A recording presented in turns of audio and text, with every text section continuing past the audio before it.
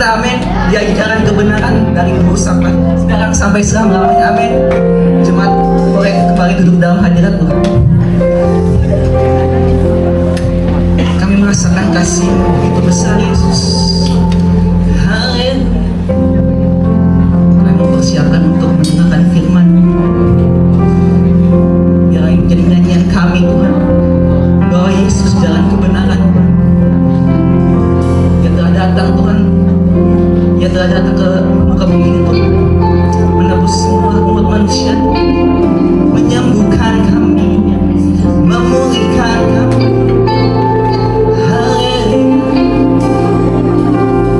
You are worthy to be praised, oh God. Nothing else compares within your name.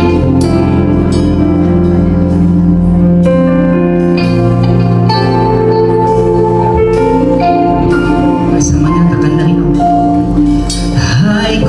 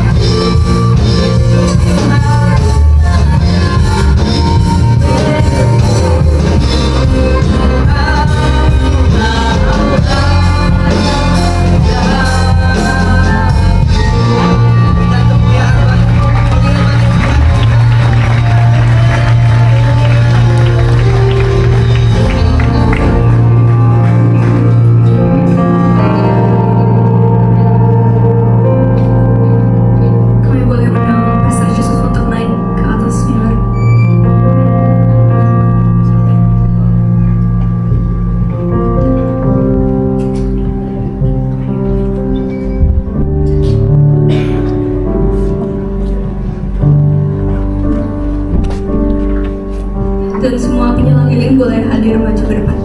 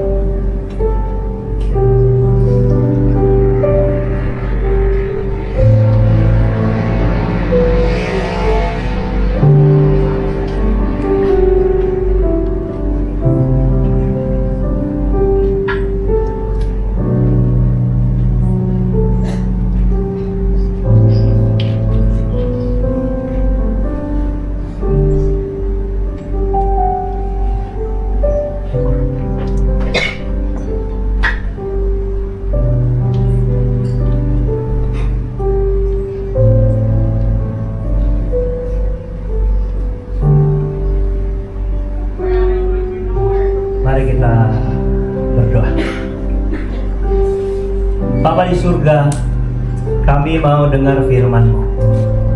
Berita Natal yang Tuhan ingin sampaikan buat kami. Jadikan ini hadiah Natal di akhir tahun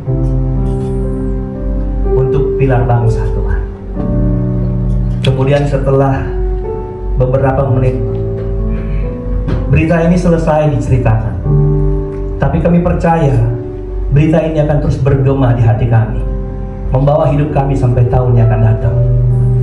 Biar Natal ini akan menuntun kami melihat hari-hari esok. Siapapun kami yang punya telinga hari ini mendengar kebenaran Tuhan akan diberkati Tuhan, dikuatkan, dipulihkan, disegarkan, dan diselamatkan. Kami mau duduk diam Tuhan, mendengar firman Tuhan dalam urapan Tuhan atas hamba-Mu yang berbicara, dan setiap kami yang mendengar. Dengan iman dalam nama Yesus Kristus Tuhan, kami sambut firman-Mu. Dan semua yang percaya sama-sama katakan amin. Beri tepuk tangan buat Tuhan. Haleluya. Shalom. Silakan duduk semua. Senang sekali bisa jumpa dengan wajah-wajah orang-orang sukses di kemudian hari. Amin. Begitu. Haleluya. Siapa tahu 10-20 tahun ke depan saudara menjadi salah satu kader Presiden Republik Indonesia. Beberapa orang saudara memiliki konglomerat yang luar biasa. Haleluya. Pemisnya aminnya paling kuat. Begitu. Oke, kita baca Alkitabnya dulu sesuai temanya hari ini. Dalam Filipi pasal 2 ayatnya yang ke-6 dan ayat yang ke-7. Saya baca cepat. Ini khotbah nggak terlalu lama, nggak sampai 1 jam, nggak sampai, paling 60 menit saja. Ya, saudara. Begini bunyinya ayat 67, Filipi 2 ayat 67 dan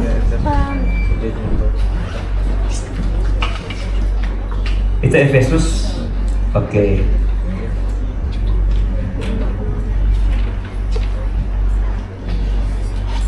Biar semua ikutin. Belum? Oke. Oke, bisa sama-sama saya bacakan dengan suara yang nyaring, yang paling kuat, yang paling keras yang pernah kau keluarkan waktu ngomelin mamamu di rumah. Ya, itu yang Anda pakai hari ini untuk bagikan buat Tuhan. Haleluya. Oke, satu. Yang walaupun dalam rupa Allah tidak menganggap setaraan dengan Allah itu sebagai milik yang harus dipertahankan, melainkan telah mengosongkan dirinya sendiri dan mengambil rupa seorang hamba dan menjadi sama dengan manusia. Ada seorang anak raja yang ingin sekali lihat rakyat di kerajaan yang dipimpin bapaknya. Dalam satu malam dia sembunyi-sembunyi, dia turun, dia ingin lihat bagaimana sih rakyat di kerajaannya. Satu hari dia jalan di pasar, lagi rame, dan di pojok pasar sana ada orang yang berteriak, penjahat. Lalu dia coba mendekatkan, dan ada apa di sana? Bapak ibu saudara, ada seorang kakek tua yang sedang dikerumunin banyak orang. Dia sedang diikat sama beberapa orang, dan orang teriak begini, matiin, bunuh, matiin. Lalu si anak raja ini, pemuda ini datang mendekat di situasi itu, dan dia melihat orang lain berteriak, bunuh dia penjahat. Dia tanya orang di sekitar, apakah betul itu penjahat? Orang itu langsung mengatakan, si anak muda bilang, betul, dia penjahat. Tapi waktu dia lihat si kakek tua ini, dalam hatinya, nggak mungkin, masa serentak itu dia bisa buat kejahatan, masa setua itu dia bisa menjadi seorang penjahat yang dibenci banyak orang. Lalu dia beranikan diri dan tampil. Dia bilang sama banyak orang, tidak mungkin setua ini jalannya aja ada sempoyongan dan dia seorang penjahat. Tapi orang berteriak, dia penjahat kelas berat. Lalu dia berani bilang begini, kalau ternyata kakek ini bersalah, nanti kesalahannya saya yang tanggung. Kalau dia dihukum, dia hukumannya saya yang terima. Lalu orang membawa ke ini sebuah pengadilan, dan yang menjadi saksi di pengadilan itu, maksudnya yang bersalah satu, yang menyaksikan pengadilan itu adalah raja atau ayah dari si kakek ini. Lalu kemudian si penuntut bilang begini, dia seorang penjahat, dia seorang yang sangat tidak menghargai sesama, dan seterusnya. Lalu raja bilang, apakah betul seperti begitu? Siapakah yang bisa menyaksikan bahwa bapak ini, kakek ini betul adalah seorang penjahat? Lalu ada seorang ibu tua yang bungkuk bilang, saya ke ladang bersama suami saya. Lalu kakek itu yang duduk itu datang memegang pisau. Dia menikam suami saya. Dia ambil ternak yang saya bawa bersama, dia kabur. Hanya itu, lalu orang lagi berdiri dan bilang, kakek ini, kakek itu, kakek ini, kakek ini. Dan semua kejahatan yang tak pernah terpikirkan dilakukan oleh seorang kakek tua renta ini. Lalu kemudian raja berdiri dengan garangnya, sekalipun dia sudah tua. Raja ini bilang, kalau begitu dia harus dihukum mati. Waktu dia mau dihukum mati, ada seorang bilang, tetapi kesalahan kakek ini sudah ditanggung oleh seorang pemuda yang bilang dia nggak mungkin berbuat salah. Lalu pemuda ini naik dan dia bilang, sayalah yang akan menanggung kesalahan kakek tua ini. Lalu dia dibawa ke tiang gantung. Anak muda ini nggak dikenal karena dia memakai tudung waktu dia berjalan melihat rakyat ayahnya. Lalu kemudian ketika dia mau di tiang gantung, dia buka tudungnya dan raja kaget, ternyata itu adalah anaknya sendiri. Tapi raja sudah berkeputusan, apapun harus terima hukuman. Dan anak ini mati menggantikan hukuman si kakek yang tua renta ini. Apa yang kita baca hari ini adalah sebenarnya isi hati Tuhan. Ini ayat ini dimulai dengan kalimat yang tidak dengan huruf besar. Berarti ini bukan kalimat dari kalimat pertama atau kalimat baru, bukan? Karena dimulai dari kata apa? Ayat 6, yangnya kecil kan? Yang walaupun, berarti ada kalimat yang terputus di atas. Jadi saya mau bilang 6 dan 7, bisa tampil dua ayat, 6 dan 7 ini adalah isi hati dari Tuhan Yesus. Tentang apa itu? Coba kita baca dulu ayatnya yang kelima. Ayat kelima bisa ditampilkan.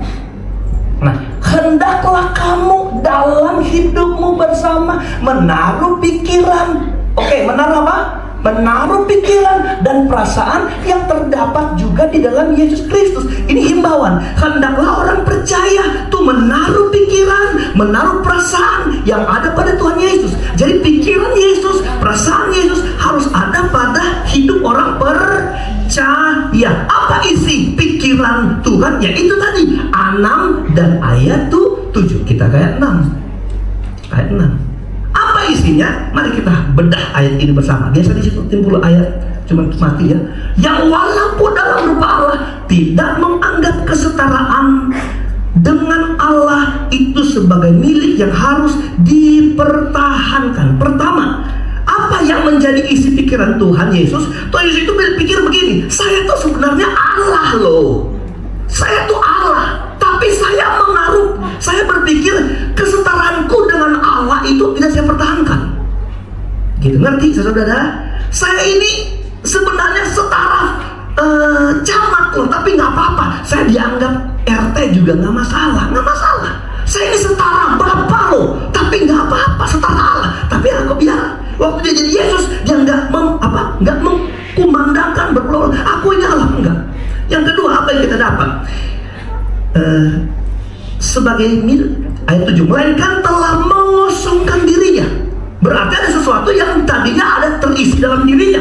Lalu kemudian ketika dia jadi Yesus, dia berpikir ada sesuatu yang gak apa-apa kalau itu dikosongkan dari diriku. Apa sebenarnya yang ada dalam diri Yesus?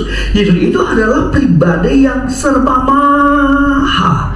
Maha apa? Maha kasih, maha adil, maha kuasa.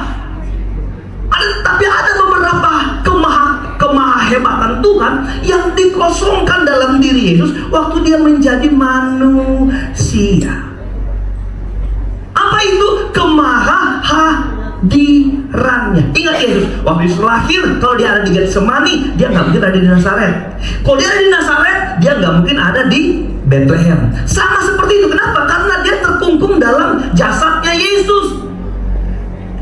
Tapi dia nggak pernah berontak tentang hal itu. Dia terhilang potensinya, nggak masalah. Kenapa? Karena ada sesuatu tugas untuk apa? Melihat rakyatnya, untuk diselamatkan, melihat umat-umatnya. Nggak apa-apa dia dikosongkan. Kalau dia ada di Ciledug, nggak mungkin ada di Cengkareng, nggak mungkin. Waktu dia jadi Yesus, haleluya. Padahal kan dia adalah Allah yang omnipresent. Dia Allah yang maha hadir. Kalau dia sekarang Allah, dia ada di sini sedang bersama kita dalam ibadah ini, amin. Tapi hari yang sama, jam yang sama, dia juga ada di Amerika Serikat bersama dengan Presiden Amerika Serikat.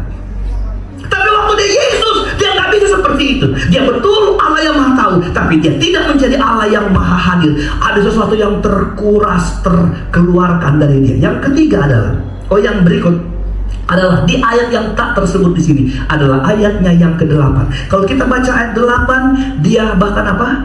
Merendahkan diri. Ada ayat 8? Oke. Ada ayat 8? Dan dalam keadaan sebagai manusia tadi, dia merendahkan dirinya dan merendahkan diri sampai apa? Mati di kayu salib. Dan jadi kita dapat kesimpulan, waktu dia turun dari sorga, datang ke dunia, dia bilang, Paulus bilang, mari kita orang percaya menaruh pikiran waktu dia turun ke dunia. Dia pertama, tidak menganggap kesetaraan dengan Bapa, dengan Allah. Kedua, apa tadi dikatakan? Dia mengosongkan dirinya. Yang ketiga, ayat 7, dia, ada yang saya lewati, dia menjadi hamba. Ayat 7, melainkan telah mengosongkan dirinya dan mengambil rupa seorang hamba. Jadi hamba, padahal dia Tuhan, padahal dia Raja, tapi dia menjadi hamba. Dan yang keempat adalah, dia bukan jadi hamba saja, tapi dia turun jauh lebih dalam, yaitu apa? Ke dunia orang mati. Dia mau mati untuk gantikan saya dan saudara. Oke, ada 4 hal yang kita lihat di cerita ini, yaitu dia mau tidak menganggap kesetaraan, dia mengosongkan diri, dia hamba, dan dia mau mati. Kita ambil kesimpulan, kalau begitu Yesus itu adalah Yesus yang apa? Kalau dia adalah Raja, nggak dianggap, kalau yang dia adalah Allah sendiri, dia nggak anggap dia Allah. Kalau dia yang adalah Raja, tapi dia menganggap dia hamba, berarti dia adalah apa? Dia adalah Yesus yang rendah hati dan tidak sombong. Bilang tidak sombong. Baru 6 orang. Tidak sombong. Lagi, tidak sombong. Dia rendah hati. Oke. Jadi istilah apa? Yang tidak sombong, dia itu apa? Rendah hati. Saudara-saudara, Yesus atau Tuhan itu terhadap orang sombong, Amsal bilang, aku jijik kalau ada orang sombong. Saudara, kalau lihat sesuatu yang menjijikkan, bisa lihat apa itu? Jijik. Lihat muntah, lihat tikus, lihat apa? Lihat yang menjijikkan. Tuhan bilang, aku jijik kepada orang sombong. Satu ayat saja kita baca untuk menjelaskan ayat ini. Coba kita membuka Amsal 18 ayat 12 ya. Di dalam Yesaya dikatakan orang sombong akan direndahkan, orang sombong yang aku akan ditundukkan. Kita baca satu ayat saja untuk menjelaskan ini. Amsal 18 ayat yang ke-12. Petikan. Oke. Begini bunyi firman Allah, tinggi hati mendahului kehancuran, kerendahan hati mendahului kehormatan. Tinggi hati mendahului kehancuran. Artinya orang-orang yang hancur itu sebelumnya karena mereka apa? Iya. Mereka apa? Sombong. Mereka tinggi hati. Tinggi hati mendahului kehancuran. Sombong mendahului kehancuran. Sebelum hancur pasti biasanya dia sombong. Tapi kehormatan itu, saudara, upah bagi orang yang rendah hati. Rendah hati mendahului kehormatan.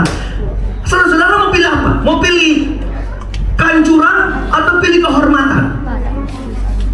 Pilih kehancuran atau kehormatan? Yang pilih kehormatan bisa lambaikan tangannya.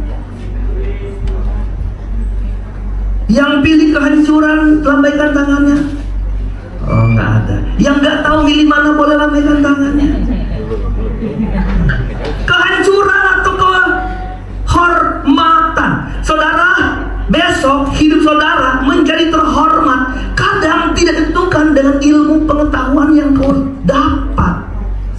Nggak semua, saudara. Tetapi yang pasti, anak-anak yang bertumbuh dengan kerendahan hati, Tuhan persiapkan kehormatan bagi dia di masa depan. Makanya jangan cuma mengejar jadi bintang kelas, jadi hebat di sekolah, tapi kejarlah tuh kerendahan hati. Boleh bilang amin? Boleh bilang amin? Belajar kerendahan hati. Anak-anak belajar kerendahan hati. Orang pintar kalau sombong hancur. Orang kaya hancur sombong. Saya tanya, kira-kira menurut saudara dosa pertama yang terjadi apa? Kesombongan, bukan? Benar nggak? Orang pikir pembunuhan karena apa? Kain membunuh Habel pertama terjadi. Tapi jauh sebelum terjadi pembunuhan Kain membunuh Habel, telah terjadi dosa yang namanya kesombongan. Ngan. Terjadi di mana itu? Di mana? Di Taman Eden? Salah. Terjadi di mana? Di surga. Di surga itu Lucifer, betul deh. Lucifer tuh sombong, minta ampun sombongnya. Dia bilang aku mau menyamai Tuhan, menyamai Allah, menyamai yang maha tinggi, menyamai pencipta. Lalu Lucifer jadi sombong. Lalu kemudian kesombongan itu Allah menghampas dia, menjatuhkannya ke bumi. Makanya dia menjadi sekarang Lucifer menjadi apa? Menjadi setan, menjadi iblis. Nah itu dia mau cari orang-orang supaya sekarang banyak yang ngikutin dia untuk menjadi sombong seperti dia. Ingat, dosa sombong itu dosa yang paling berbahaya. Ada seorang penulis buku, Billy Graham namanya. Dia menulis 7 dosa maut. Dan nomor 1 dia nggak bilang membunuh, mencuri, berzina, tapi dia tulis nomor 1, sombong. Jadi ini sombong sangat berhati-hati. Kalau di penjara saudara mencari orang membunuh banyak, tapi cari orang sombong nggak ada yang masuk divonis sombong masuk penjara. Makanya orang sombong langsung Tuhan yang hukum, bukan polisi yang hukum. Hati-hati dengan kesombongan. Boleh bilang amin? Jangan hati-hati dengan kesombongan. Satu pagi ada ayam berkomunikasi sama bebek. Nah, pernah lihat ayam? Pernah. Bebek? Ayam bertengger di dahan pohon, mengepakkan sayapnya, lalu dia berkokok. Waduh, ayamnya apa itu? Ayam jantan. Waktu dia lihat di bawah ada bebek. Bebek jalan di pinggir danau, di pinggir telaga. Aduh, itu bebek punya suara. Pernah dengar suara bebek? Itu kayak orang sakit asma. Lalu itu ayam berkepak, lalu dia lalu dia bilang, bebek, si bebek ke atas. Bebek, kamu lihat, aku bisa bertengger di atas pohon. Kamu bisa terbang cuma 2 cm lalu turun lagi. Aku bisa terbang, aku bisa berkokok. Lihat suaramu kayak orang sakit asma. Dihina si bebek mah diam-diam aja. Sombong sekali saudara. Apalagi yang dibilang, bebek coba kamu lihat jalanmu, aduh jelek banget. Makanya ada orang kalau jalannya bagus namanya catwalk dia jalannya, aduh. Tapi ada orang jalan kayak bebek, itu jalannya jelek banget itu. Anda tahu kalau jalan bebek itu pantatnya ke kanan, mukanya ke kiri. Jelek banget dia. Aduh lihat jalanmu. Coba kalau aku nggak pernah ada disebut bebek jago. Kalau ayam jago ada, nggak ada. Lalu si bebek ngelihat ke atas, lalu dia bilang, memang, tapi cuman ini yang kamu nggak bisa buat. Bebek turun ke danau, ke telaga itu, lalu dia berenang. Kamu nggak bisa berenang saja. Sombongnya si ayam. Aku juga bisa. Lalu dia terbang, dia pergi ke telaga dan dia pingin ada di telaga sama bebek. Tapi sayang dia nggak bisa kayak bebek dan dia tenggelam. Selesai cerita ayam. Seberapa hebat engkau kumandangkan tentang hidup saudara akan berakhir kalau engkau punya kehebatan engkau pakai untuk mengalahkan yang lemah. Jangan pernah menjadi ayam yang sombong. Ada cerita di kitab Daniel, nama raja itu Nebukadnezar. Tahu Nebukadnezar? Dia sombong, dia ingin menjadi sama seperti Allah. Tuhan bikin dia jadi apa? Jadi sama seperti binatang. Kukunya tumbuh seperti kuku burung. Dia makan rumput kayak keledai. Itu Nebukadnezar, padahal dia raja. Tapi karena dia sombong, Tuhan rendahkan dia. Kita nggak usah sombong. Jangan mentang-mentang ketua kelas. Aku nih ketua kelas. Tapi di sini nggak ada ketua kelas yang sombong ya. Ada ketua kelas di sini, coba bisa angkat tangan yang ketua kelas. Kan saya nggak tahu ketua kelas. Nah ini ketua kelas yang ada lagi kok kan. 1, 2, ada lagi? Yang pernah dan sekarang, yang sekarang mana ketua kelasnya? Mentang-mentang ketua kelas, aku nih ketua kelas. Nah, kalau mau jangan ditunjuk, dia bukan ketua kelas dia ketua geng dia. Oke. Ya. Aduh, mentang-mentang yang kamu sandang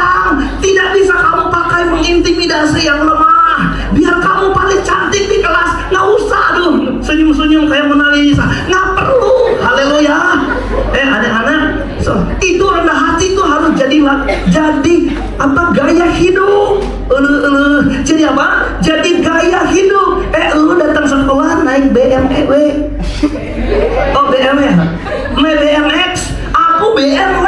Kamu naik sepeda. Aku naik mobil. Saya tanya, ada yang punya mobil sini anak-anak? Ada?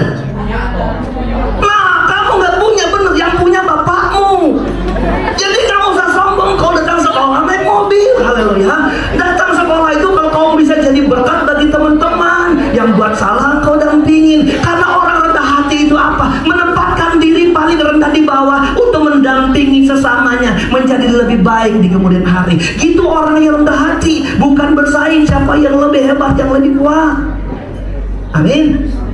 Jadi anak-anak tuh harus rendah hati. Kenapa saya kasih tahu? Anda tuh nggak punya mobil, yang punya mobil bapakmu. Supaya apa? Supaya besok kamu tuh belajar kalau nepuk dada tuh jangan nepuk dada bapakmu. Bapakku RT, siapa yang ngelawan? RT doang ditepukin bapaknya. Bapakku punya, kaya raya bapakku. Saya belajar sama saudara, bapakmu besok bisa tua, besok bisa kereput, besok bisa mati. Saya ajar gini, mulai dari sekarang belajar tepuk dadamu. Supaya kau belajar, kamu tahu itu kamu siapa. Belajar kenal diri dari waktu muda. Dan rumus pertama untuk dihormati di kemudian hari adalah tidak menjadi sombong.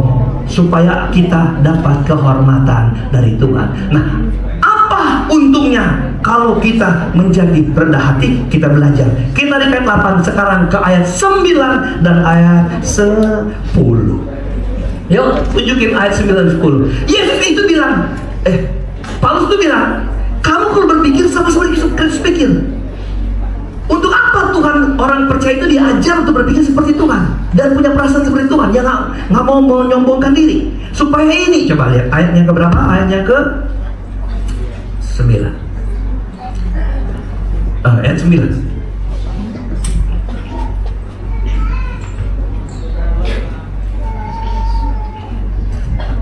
Itulah sebabnya apa? Allah sangat meninggikan dia. Jadi karena dia rendah hati, Allah apa? Tinggikan. Karena dia rendah hati, Allah tinggikan dia. Dan ini mengaruniakan kepadanya nama di atas segala nama. Artinya karena Yesus itu rendah hati, tidak ada nama lain yang bisa menyamai nama Tuhan Yesus Kristus. Dengan nama apapun yang kau sebut, engkau punya nama nggak sehebat nama Yesus. Kakekmu punya nama, abangmu punya nama, pamanmu punya nama, tulangmu punya nama. Nggak bisa menyamai nama Tuhan Yesus Kristus. Kenapa itu nama Tuhan hebat? Ayat 10, perhatikan kehebatan nama Tuhan. Perhatikan kehebatan nama Tuhan. Ayatnya, supaya dalam nama Yesus bertekuk lutut segala yang ada di mana? Di langit, lalu di atas bumi, dan yang ada di bawah bumi. Oleh nama Yesus itu bertekuk lutut apa? Yang ada di langit, di bumi, dan di bawah bumi. Yang ada di langit tidak ada yang dapat menyamai dia. Ada nama malaikat sehebat apapun, nama malaikat Jibril dan nama malaikat sebagai dan lain sebagainya, nggak dapat menyamai nama Tuhan Yesus Kristus. Dan nama yang ada di bumi, nama manusia. Kalau nama yang di bawah bumi, ada kan nama jin, nama setan yang paling hebat? Nggak ada. Segala macam roh takluk kepada nama itu. Makanya di Alkitab diajar kalau ada gangguan kuasa-kuasa kegelapan, kita sebut dalam nama Yesus. Yesus mengalahkan kuasa-kuasa setan, kuasa jahat. Itulah nama yang diberikan kepada Yesus. Dan yang terakhir adalah ini, ayat yang ke-11.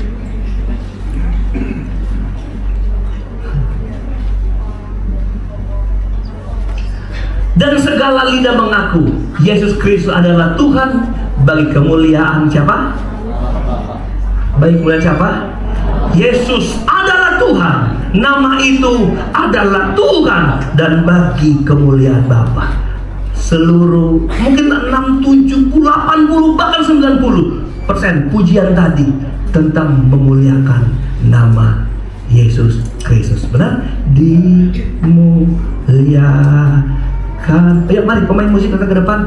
Nah, Kenapa kita mesti belajar rendah hati? Kita belajar sama Tuhan Yesus. Waktu Tuhan Yesus, dia tidak menganggap dirinya setara dengan Allah. Ada sesuatu yang diambil dari dia, dia rela. Dia tidak menganggap dia raja, dia menjadi hamba.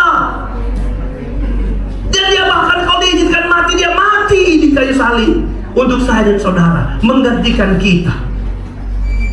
Makanya Tuhan menggantikan kepada dia suatu kuasa yang besar, nama yang hebat, nama yang ajaib, nama di atas segala nama. Dimuliakan, diagungkan. Yesus Kristus adalah Tuhan dan Raja. Mari kita bangkit berdiri. Terima kasih. Mungkin khotbah ini biasa saja. Prinsipnya cuma kita belajar dari dia tidak menganggap dirinya setara dengan Bapa. Kita belajar cuma sederhana tentang apa? Tentang menjaga hati kita supaya kita nggak sombong, supaya kita ngerti nggak ada yang perlu kita banggakan di depan ini. Ini semua hanya anugerah. Ini semua hanya kasih karunia dari Tuhan Yesus Kristus. Tutup mata saudara, angkat hati di hadapan Tuhan. Waktu engkau menyembah, menyanyi ini, engkau sedang memberi pengakuan. Tidak ada nama lain di bumi ini yang patut ditinggikan. Dia yang lahir di kandang Bethlehem. Karena dia rendah hati, dia diangkat terus sampai sekali di singgah sananya di kerajaan yang kekal. Terpuji namamu Tuhan.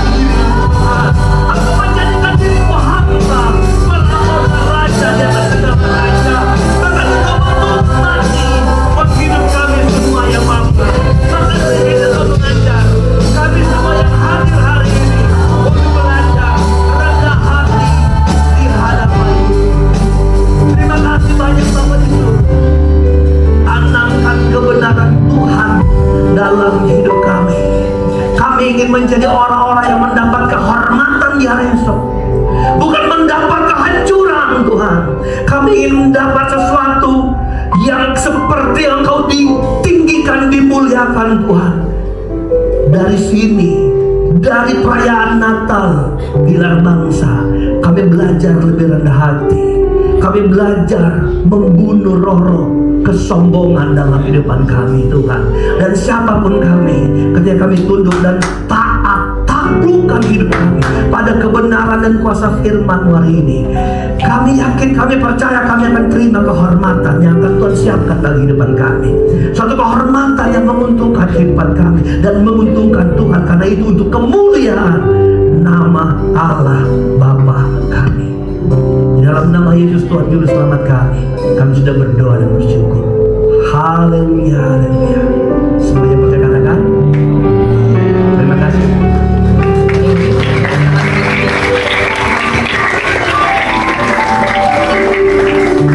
Siapa yang diberkati oleh pastoral message dari Pak Yusuf, katakan that's me. Kita semua diberkati, amin. Mari kita berdoa kita. Terima kasih Tuhan, terima kasih kami merasakan kasih-Mu Tuhan di tempat ini Tuhan. Kami bisa mendengarkan isi dari firman Tuhan untuk kami Tuhan.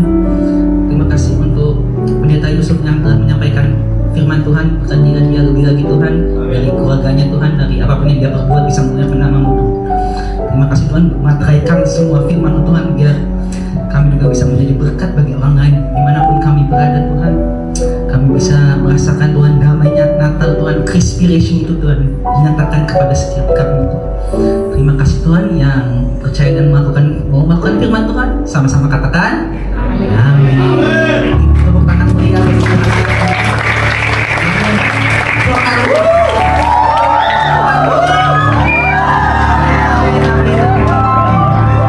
Sebelum kita memasuki perayaan celebration, kami mengundang Miss Intan untuk mempersembahkan sebuah lagu dari guru. Kami persilakan Miss Intan untuk datang ke mimbar.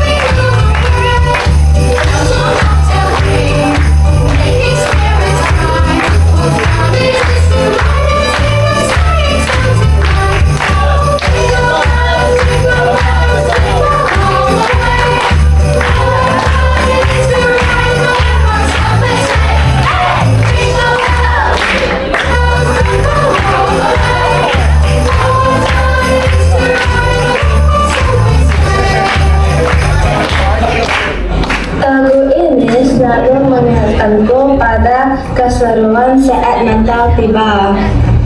Ya, suara lonceng Natal bergema untuk Natal yang apa ya? Natal ya, hari lahir Sang Juru Selamat dunia, Yesus Kristus namanya.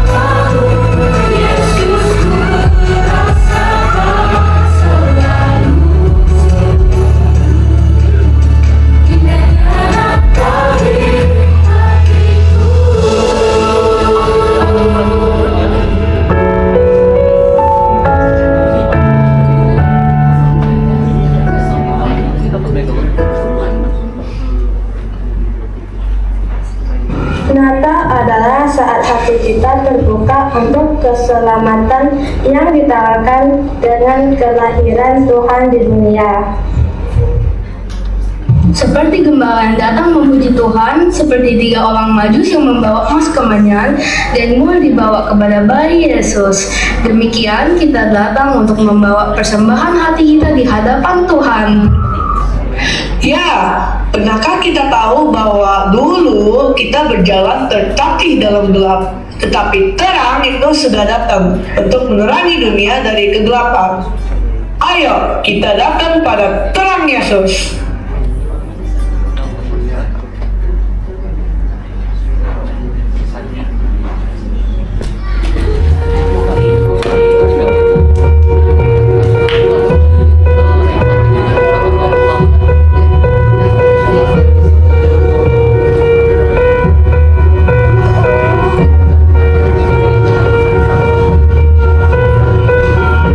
World waits for a miracle.